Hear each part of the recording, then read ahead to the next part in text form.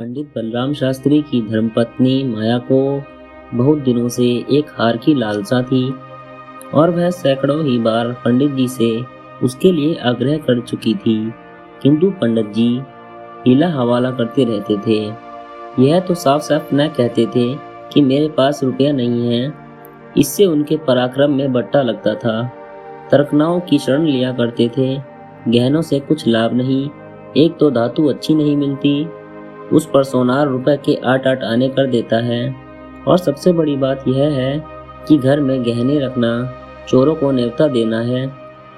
घड़ी भर श्रृंगार के लिए इतनी विपत्ति सिर पर लेना मूर्खों का काम है।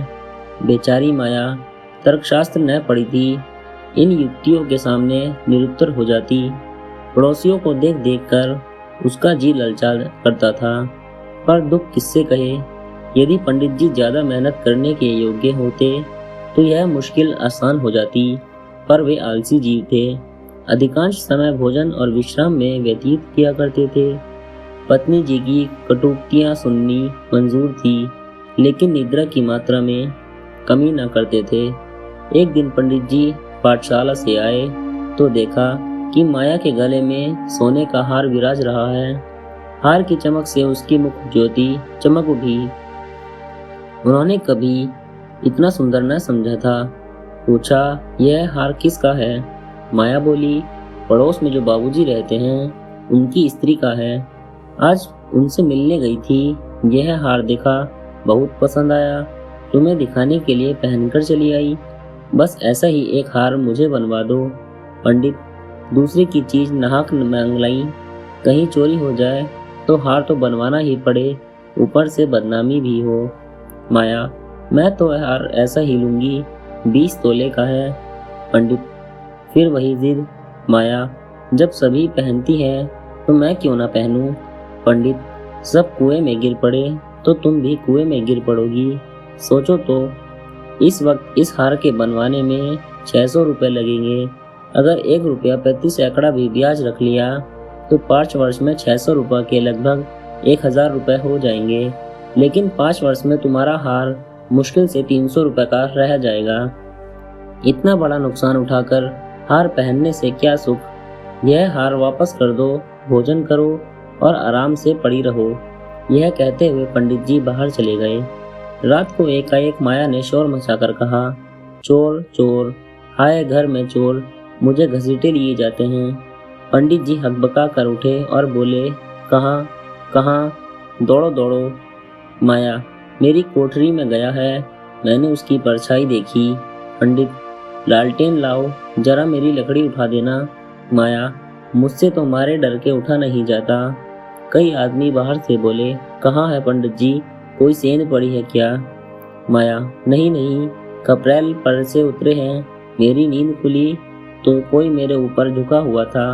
हाय राम, यह तो हार ही ले गया। पहने पहने सो गई थी, मुए ने गले से निकाल लिया। हाय भगवान। पंडित, तुमने हार उतार क्यों न दिया था? माया, मैं क्या जानती थी कि आज ही यह मुसीबत गिर पड़ने वाली है। हाय भगवान। पंडित, अब हाय हाय करने से क्या होगा? अपने कर्मों को रो। इसलिए कहा करता था कि सब घड़ी बराबर नहीं आती, न जाने कब क्या हो जाए। अब आई समझ में मेरी बात। देखो, और कुछ तो नहीं रह गया। पड़ोसी लालटेन लिए आ पहुंचे। घर में कोना कोना देखा, करियां देखी, छत पर चढ़कर देखा, अगवाड़े पिछवाड़े देखा, गृह शौच में झांका, कहीं चोर का पता न था। एक पड़ोसी, किसी जानकार आदमी का काम है। दूसरा पड़ोसी, बिना घर के भेदिए के कभी चोरी होती नहीं। और कुछ तो नहीं ले गया? माया, और कुछ तो नहीं ले गया। बर्तन सब पड़े हुए हैं, संदूक भी बंद पड़े हुए हैं। निगोड़े को ले ही जाना था तो मेरी चीजें ले जाता, पराई चीज ठहरी। भगवान उन्हें कौन मुंह दिखाएगी? पंडित, अब गहने का मजा मिल गया ना? माया, हाय भगवान, यह अब जस बदा था। पंडित, कितना समझा के हार गया, तुम न मानी। बात की बात में 600 रुपये निकल गए। अब देखूं भगवान कैसे लाज रखते हैं। माया, अभागे, मेरे घर का एक एक दिन का चुन ले जाते तो मुझे इतना दुख न होता। अभी बेचारी ने नया ही बनवाया था। पंडित, खूब मालूम है 20 तोले का था। माया, 20 ही तोले का तो कहती थी। पंडित, बधिया बैठ गई और क्या। माया, कह दूंगी घर में चोरी हो गई, क्या जान लेगी।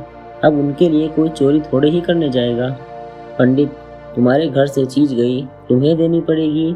उन्हें इससे क्या प्रयोजन कि चोर ले गया या तुमने उठाकर रख दिया। पछताएगी ही नहीं। माया, तो इतने रुपए कहाँ से आएंगे। पंडित, कहीं ना कहीं से तो आएंगे ही, नहीं तो लाज कैसे रहेगी। मगर कि तुमने की भूल। माया, भगवान से मांगने की चीज भी देखी न गई। मुझे काल ने घेरा था, नहीं तो घड़ी भर गले में डाल लेने से ऐसा कौन सा बड़ा सुख मिल गया। मैं हूँ ही अभागिनी। पंडित, अब पछताने और अपने को कोसने से क्या फायदा। चुप होके बैठो। पड़ोसिन से कह देना, घबराओ नहीं, तुम्हारी चीज जब तक लौटा न देंगे तब तक हमें चैन न आएगा। पंडित बालकराम को अब नित्य ही चिंता रहने लगी कि किसी तरह हार बने। यो अगर टाट उलट देते तो कोई बात न थी, पड़ोसिन को संतोष ही करना पड़ता।